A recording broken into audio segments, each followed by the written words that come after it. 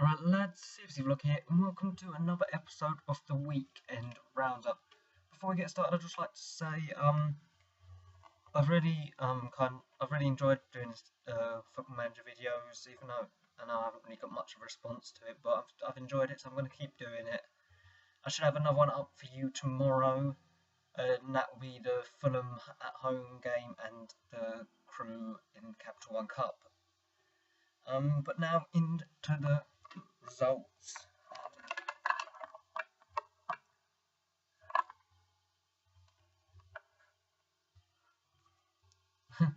I should get like a montage of all the mic fails I've had, but you know, life goes on.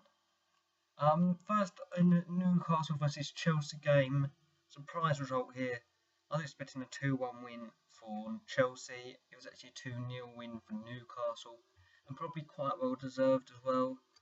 Especially in the second half, they were a much better team in the second half.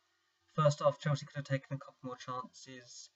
But you know, it was really quite a poor performance from Chelsea in the end, and a good performance from Newcastle. The next game is Manchester City versus Norwich, and what a battering this was. I was expecting 2-0. I was expecting to win for Man City, but it was actually 7-0 to Man City, and that is one hell of a scoreline. You know, Aguero.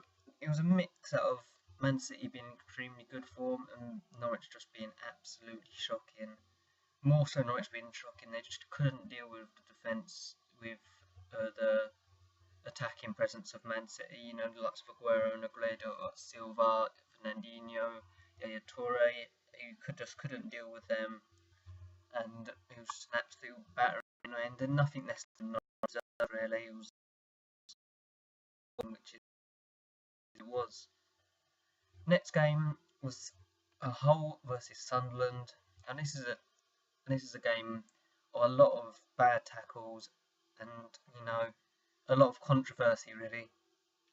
First, I'll tell you the result was 1-0 to Hull, and yet up to 1-0 to Sunderland, so I wasn't really surprised that Hull won, but I was expecting Sunderland to carry on their form. But it started badly for Sunderland when Lee Catmull got sent off. And this was probably the least of the 3 tackles. There's 3 tackles, 2 from Sunderland, 1 from Hull. And of the 3, this is probably the one that's least deserving of a red card. I can see why it was a red card. But I think it was a bit it's kind of in between a red and yellow.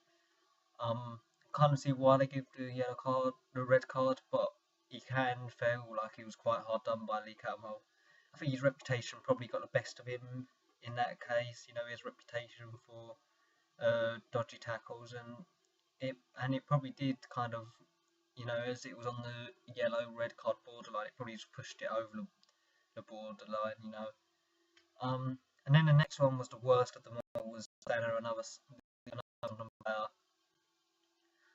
And he just stamped out. That was a shocking tackle. It really was. He just stamped down on the leg, and the player was lucky that he didn't get a broken leg from it really, because it was an absolutely shocking challenge, and he deserves a major ban for that. Like however long he gets, he deserves to get that, because it was a horrible challenge, and the referee produced a red card, as rightly so. And then you had the somewhat controversial decision of not sending Rob Brady off.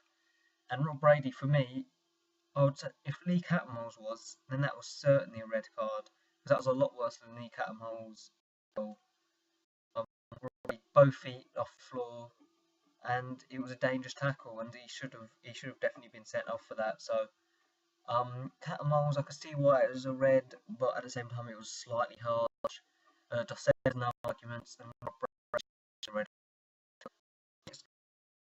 Stoke versus Southampton. I was expecting 2-0 win for Southampton. It's actually a 1-1 draw. Not really much about that game. This game, West Brom versus Palace. I was expecting 3-1 West Brom. It was 2-0 West Brom. Next game, Fulham versus Manchester United. I was expecting a 2-0 win for Man United. It was actually 3-1 to Manchester United. Not really much controversy in that match, other than what happened in the corner. kind of had a neuroscience gone over. He's still battling, but he kind of got a bit bullied. I mean, bullied is not really the right word, but he got kicked about by Sasarita,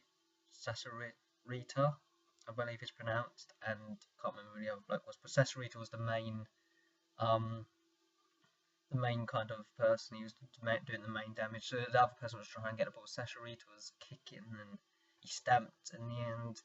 And today it was announced that he's going to get a 3-match ban for it, which is right because the ref didn't see it, so he didn't give a red card for it. But Rita has been given a 3 ban for his conduct on Yanesai. So that's right in my books because it was really horrible what he did. You know, he was kicking and he stamped, and you know it was, and it looked like he had no intention of going for the ball. So yeah, that's all there is to talk about in that game really. Next game, West Ham versus Aston Villa, was a draw 0-0. I was expecting 1-0, but it was in fact 0-0. Next game, Arsenal first second. 3-2 win for Arsenal. It was actually 2-0. It could have got either way really. I think 2-0 was probably, or a win for Arsenal was probably the right result in the end. But Liverpool didn't look bad. Arsenal didn't look amazing. You know, it was just a good goal from Ramsey. Kind of was the difference in the end. Was it Was that in that game that Ramsey scored? No, it probably wasn't, was it? Oh my god, I probably look like I absolutely know nothing about football now. I can't remember, to be honest with you. I don't think it was that game actually in hindsight, thinking about it. But nonetheless, it's probably a fair result in the end. But it could have swung either way. Next game, Everton versus Spurs. There wasn't much controversy. Well, there was a lot of controversy surrounding my predicted was nil. But the incident I'm talking about is Hugo Lloris. Hugo Lloris took a knee to the head from Romelu Lukaku and ended in Lloris being unconscious for a couple, not barely any time, like a couple of seconds. He was back to consciousness pretty quickly. But the decision made that he was going to be let to play on, which has spawned a lot of controversy. In my opinion, you shouldn't be allowed to play.